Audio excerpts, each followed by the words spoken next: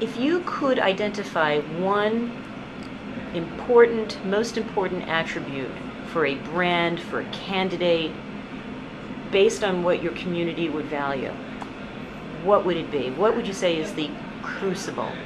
You know, this is something that obviously everybody is thinking about. I touched on it in an earlier question, and it's authenticity.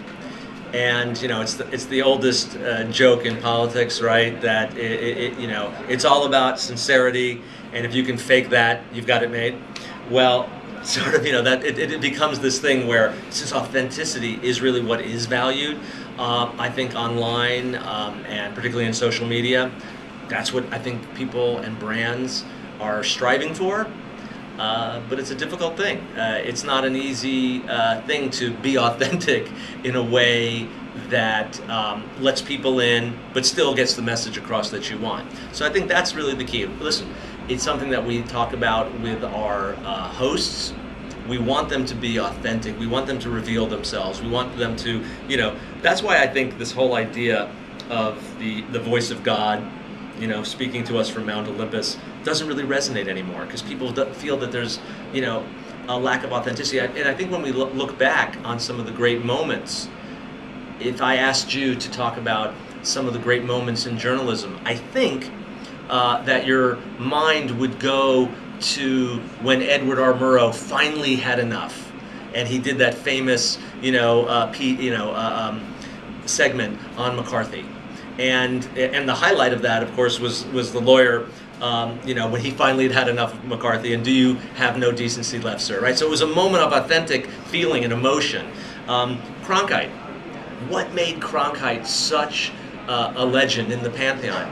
Well, I would say that I think it was the moment seared in all of our minds is when he reported that John F. Kennedy was dead, and he took off the glasses, and you could see that he was choking up. It was real emotion. And I think that's what made people feel of him. You know, he became Uncle Walter to a nation. And I think that's why. It wasn't the stentorian voice alone. It wasn't the great reporting. It was the fact that he was authentic, and he was in the moment, and he was sharing with us the same things that we were feeling and that we could relate to. So I think those are really, you know, it's not something new. I think it's maybe put out front a little bit more and talked about a little bit more. But I think that's the thing, even from the very beginning, that has really, you know, marked the great journalists, is that ability to connect in an authentic way.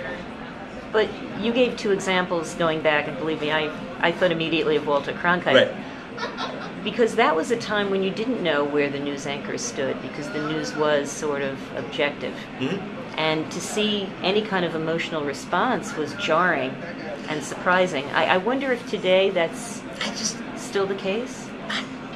When everybody seems so emotional, right, and everybody seems to have a side or bone to pick. Right. But I think people can feel feigned emotion, false outrage. I mean, the media is filled with that these days. So, and I think we all know it. And it's something that we work very hard to avoid. And so by that I mean, there's a vicious cycle. You know, you want to get traffic. You want people to see your product. You want it to go viral. And, you know, the kind of things that go viral are obviously, can you believe that moments? And so, I mean, we've seen it. We know that on HuffPost, it's one of the things we're very good at is finding in a long piece the quote or the section that people really want to see. Often it is outrageous. Often it is something like, can you believe that? But I think what happens is people in the media know that, so they start working towards that. And then it feels fake. You know, when it's like, I'm going to do this whole big thing now, and I'm going to be angry, and I'm going to go off, and then people kind of are tired of that. You know, it may be interesting for a very brief period there, and that period's passed. And so now I think when you see that moment, and somebody does the big, you know, we're about lady, and then, you know, they say the thing that's going to get them suspended, but it's really going to get them suspended for 2 days because it's going to get them a lot better press than, you know, I think people are really...